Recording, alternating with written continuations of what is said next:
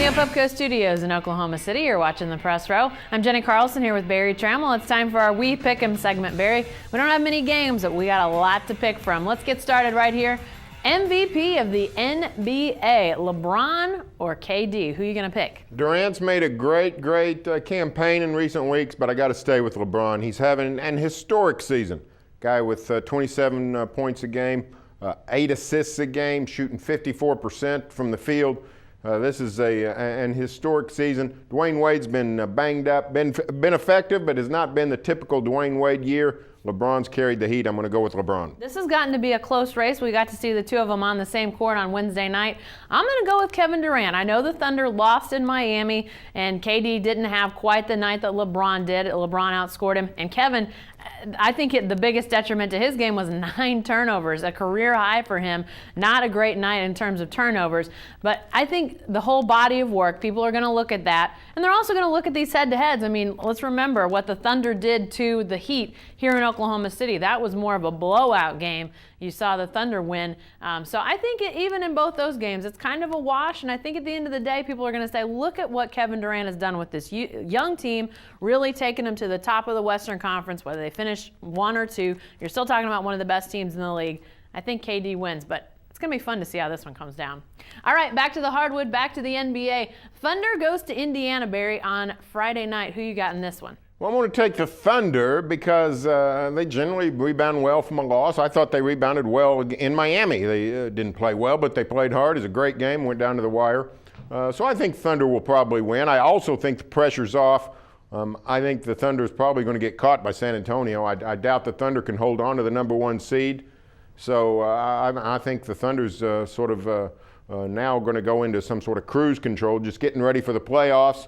So I think they'll play well and be relaxed and probably win. Yeah, this is a game, you look at Indiana, not a team that is talked a lot about around here, but number 3 in the East last I checked. So, you've got the 2 powerhouses in Miami and Chicago at the top, but Indiana is the team that's right behind them in the Eastern Conference standings.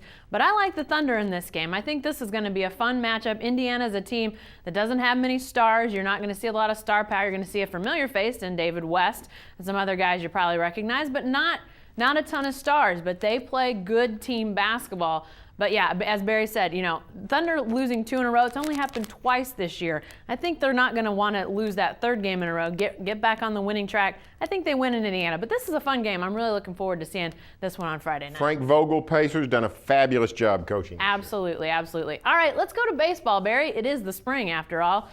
Got a new name on the baseball park here in town, Newcastle Field. Is it Newcastle Field or the Brick to you? Well, I'm going to call it the Brick because I've always called it the Brick, and frankly, I think I'm the first person to call it the Brick.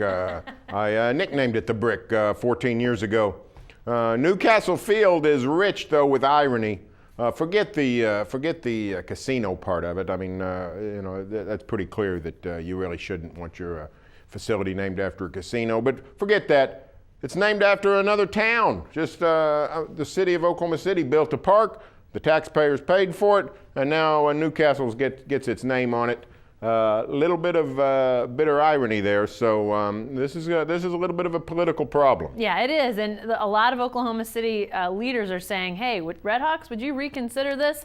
I'm not sure they're gonna. I'm also gonna call it the Brick. I mean, all the name changes, this is the 6th one. I'm not sure I could remember all of the sponsorship connections that the ballpark has had. The Brick is the name I think most people will call this by. Newcastle Field will be splashed on the outside. It'll probably be what you see in the programs and all those sorts of things with the team prints. But Barry, I don't really see. I mean, they could have named it anything. Let's be honest. They could have put any name on it, and I think people are still going to call it the Brick. That's kind of one of the things about the ballpark that's a little bit tricky with these naming rights. Yeah, you're right. And,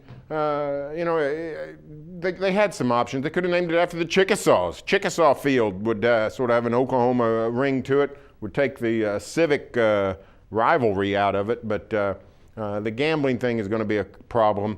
But the Redhawks, the Redhawks like money just like everybody else. And guess who has it? The Indian tribes and their casinos. That's who has the money. Definitely so. All right, hey, let's talk about some football here for a second. It is spring ball after all. Who's going to be the Oklahoma State quarterback? Clint Chelf or J.W. Walsh? Who you got? I'm about to switch and say Clint Chelf. I kept thinking it's going to be J.W. Walsh, but the more I read about exactly what the coaches are saying, I think Clint Chelf gives them more options because I think OSU would like to develop some sort of subsidiary offense, a goal line offense, a wildcat type or something as a short yardage offense. Even with Brandon Whedon, the Cowboys weren't great on the goal line. But if you get a different quarterback in there who can run and pass on the run, do different things, I think the Cowboys could develop a 2-quarterback system with Chelf running the mainstream offense, then Walsh coming in for the short yardage stuff. I think that might be what we see. I am still going to pick J.W. Walsh to be the starting quarterback for the Cowboys, but it is a little bit interesting that all the things we've heard have sort of led us to believe J.W. Walsh is the guy. You sort of got the feeling like, I think it was Todd Monken said, Clint Chelf, having been here, having been around this team, he should have established himself far out in front of these guys, and he wasn't there. It sort of gave you the feeling like J.W. Walsh was pulling ahead. But at this point in spring, you're hearing talk that the Cowboys would really like to have a quarterback named already, and yet they haven't pulled the trigger. So it makes you think, well, maybe some of this pushing of Clint Chelf has helped to elevate his game. I ultimately still think it's J.W., but it's interesting to hear this talk and sort of see how things have gone. No starter at this point. I think they'd like to have one, though, before this spring finale comes up here in a couple weeks. All right, let's go to OU and spring ball. Barry, Landry Jones went and saw a quarterback guru over spring break. Good idea? Bad idea?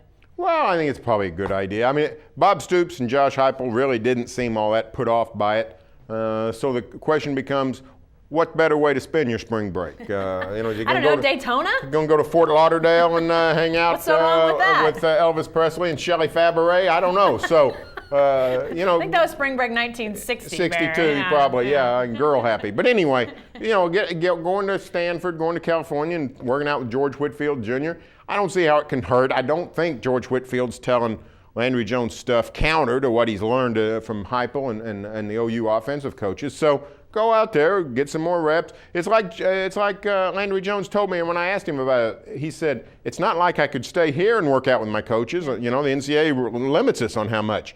So this is a guy just wants the football in his hands and wants to get better at it. I don't see how that can be bad. Well, and if a guy is maybe not as level-headed or as mature as Landry Jones goes and starts listening to other people, you might worry a little bit that how's he going to disseminate this advice from the advice of his coaches. But I think Landry is a smart enough guy to take the advice and use it well. I think this was a good move by Landry Jones to go see this guy. Apparently he Whitfield contacted the Joneses and said, we want to work with you. And, as Landry told you, Barry, he was working on that release, which is something that he feels like is a problem and hasn't got addressed to this point, to go out and try to figure out some different ways to release the football. That sounded like a good thing to me. Yeah, so I think it'll work out. In another day or time, there might be some political problems. Yeah. But I think all coaches on all levels are used to their guys being coached by a lot of different people now. Definitely so. Hey, be sure to stay with the best coverage team anywhere at newsok.com and every day in the Oklahoman.